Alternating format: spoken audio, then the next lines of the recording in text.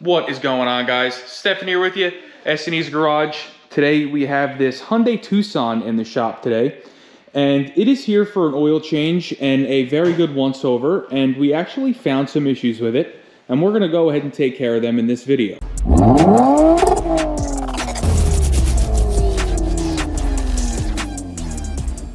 So one of the most important aspects of a multi-point inspection is the safety aspect. If I find something wrong with your car, this is not me trying to sell you something. This is me telling you that your car has issues and it needs them addressed, and it's giving you all the information that you need to make an educated decision. Now, the first thing I noticed with this car when we got it up in the air is these tires. They are extremely worn. They're worn down to the wear bars, so that means these are at 230 seconds. Now, if we come back here and take a look at the back tires, you'll see that they have quite a bit more tread left, and I wouldn't necessarily say that these are ready for replacement, but this is a very big but. If you look up here, you'll see this drive shaft going all the way up to the front of the car.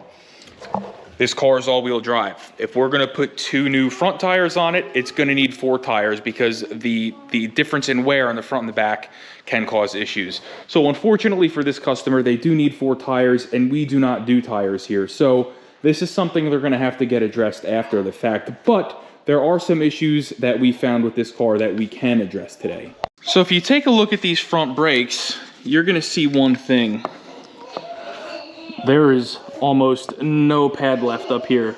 They're very worn, and my kids are here having fun with us while we're working. But these front brakes are in a state of disrepair. They're probably at about 2 millimeter, and they need to be addressed. Now, you're also going to see there is a very large lip of rust on the edge of this rotor, so it is also unfortunately going to need rotors. Now, if we come back here, I want you to see the same thing. These pads, they're not as bad, but they're still like a 3 millimeter. So it is also going to need rear brakes. Now, this does have the electric parking brake, and you are going to need a scan tool to go ahead and put these into service mode. So what we have here is we have a set of front and rear pads and rotors made by Robestos. The rear is going to be rotor part number 981987FZN, and then we have the Robestos ceramic element brake pads. If I could find a part number here, I will tell it to you. It is going to be EHT2098H. So that's for the rear. And then we have parts here for the front. The front rotors are 981958FZN. And then the front pads are EHT1847H. So in this video, we're going to go ahead and address the front brakes, and then our next video, we'll go ahead and we'll do the back ones.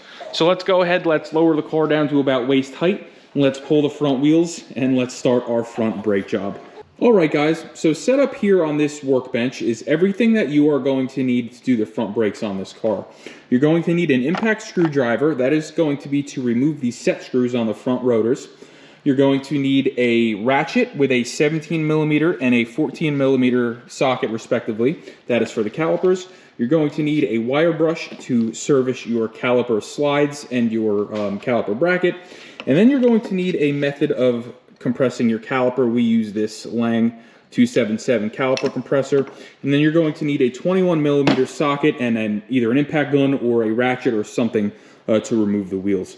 Now, I'll leave links to all of this stuff in the video description below. If you do buy from those links, it does help us out and we do appreciate it. But with that said, let's get her up in the air and let's pull the front wheels.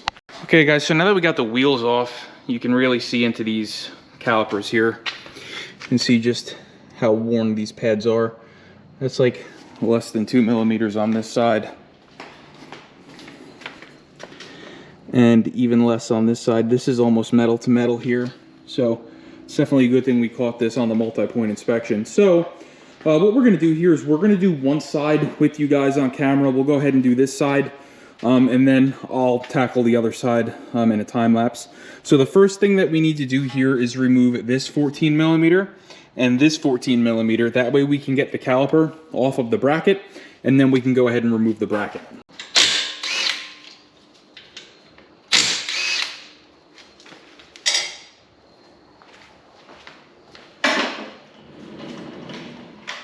Okay, go ahead, pull this off.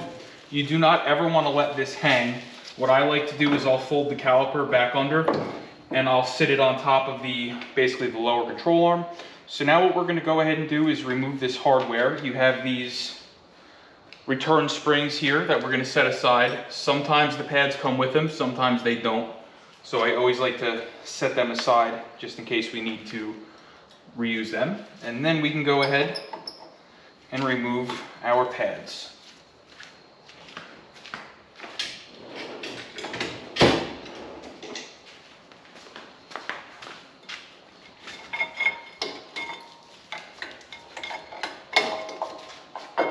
Like so.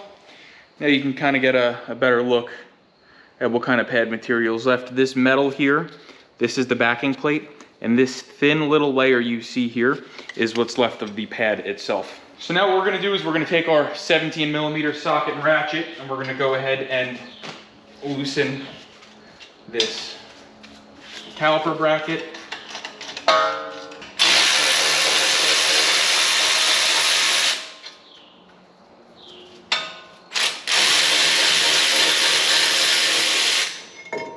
Okay, and we're just going to set it, you know what, I'll set it up over here for now because we are going to have to service it.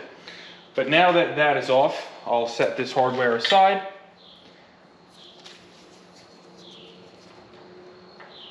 Let's get our rotor off. So to get our rotor off, we're going to be using, like I said earlier, this impact screwdriver. And this is going to allow us to just use a hammer here and break these screws loose. Without one of these, you're almost guaranteed to strip these set screws for the rotor, and then it's a bad day because you have to sit there and drill them out, which it's not fun. Been there from previous repair shops, stripping them and then putting them back on, and then I'm the guy that's got to drill them out. So don't do that.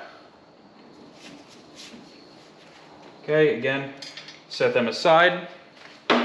Just go ahead and use a hammer here.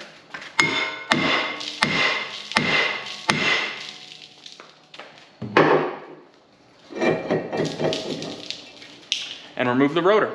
So this hub actually looks pretty good. There's not a whole lot of rust on it. So we're just gonna take this wire brush here and we're just gonna clean up the lip of the hub. Just knock off any loose dust or rust. That way it does not affect the run out or the way that the rotor is going to sit on the hub, because that can induce a brake vibration, believe it or not, on a brand new set of rotors, and you don't want that.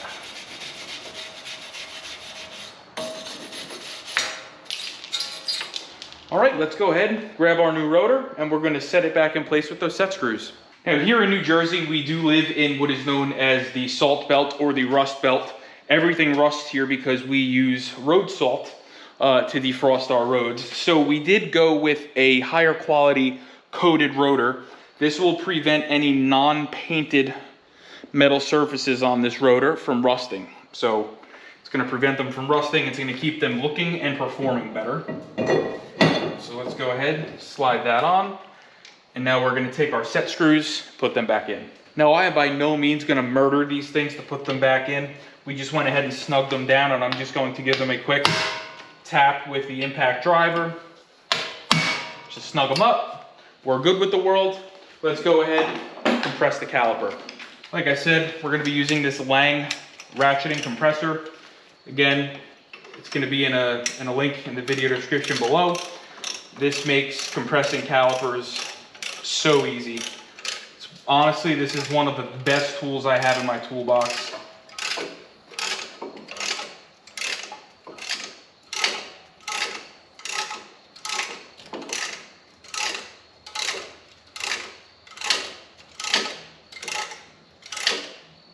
Okay, that was in real time. That's how easy this tool is. Let's go ahead, let's go over to the workbench. Let's service that caliper slide pin, make sure everything's moving nice and free, and then we'll reinstall it. Okay guys, so here is our caliper bracket. So what we're gonna do is we're gonna go ahead and remove these slide pins. And we have these packets of silicone brake lubricant.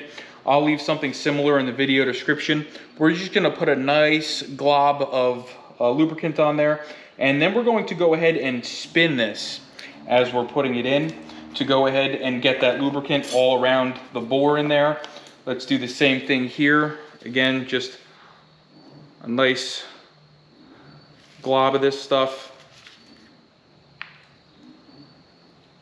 like so, and then rotate while assembling. So now these slide nice and easy. So now we're just going to go ahead and use our fingers here. We're going to remove this old hardware, and then we're going to take our wire brush and just give these a really nice good brush down. Same thing on this side.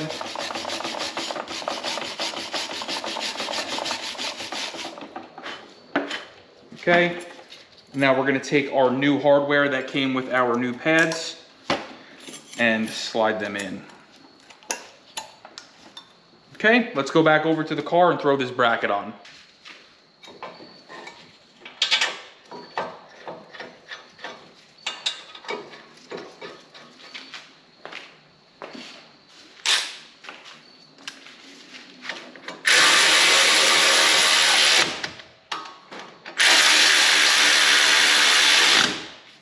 Grab our ratchet here and just snug it down. Let's go get our pads. Okay, so here are the pads for this side. One thing you're gonna notice is in your package, 2 of your pads are gonna have these little tabs on them. These are known as the telltale tabs or the squealers. When your brakes get low, these are supposed to warn you. So the squealer goes on the back side of the rotor with the squealer on the leading edge. So if you're going forward, your rotor is spinning this way, the leading edge is going to be on top. So this back pad is going to go with the squealer facing up. With that being said, we're gonna take some of this purple Permatex ceramic brake parts lubricant, and we are just going to put a little bit of lubricant here on the contact area of the pad and the caliper bracket. This is going to help with the slides. It's going to keep the slides nice and lubricated. So let's go ahead. Same thing here. I will also leave some of this in the video description below. What I'll see a lot of guys do, and I think it's sloppy and messy, and I never do this, I'll see guys paint the front of the pad where it contacts the rotor with this stuff. But if you buy a quality pad, there's no need to. This pad has a anti-vibration shim on it, which will prevent any squealing. So I don't like doing that. You can if you'd like, but it's not necessary if you're buying a quality pad. So now we're going to go ahead and reinstall these return springs that I was telling you about earlier. Let's just reinstall them. Okay. Take our caliper, making sure that you do not kink or twist the brake hose.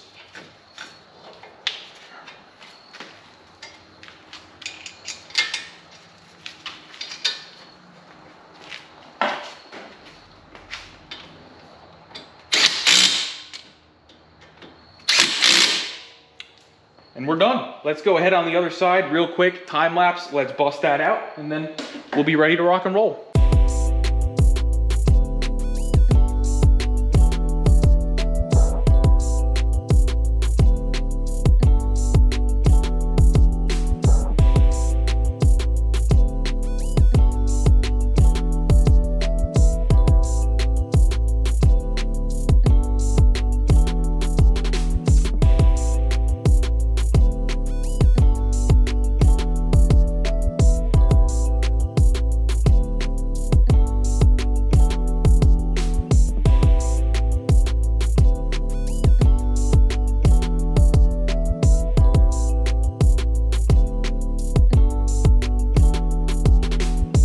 Alright guys, and just like that, you went ahead and replaced the front brakes on your Hyundai Tucson for pennies on the dollar compared to what the dealership would charge you. It's amazing how expensive brakes are getting. Something as simple as brakes at the dealership are getting so expensive now, but you'll see here you got some nice shiny new brakes.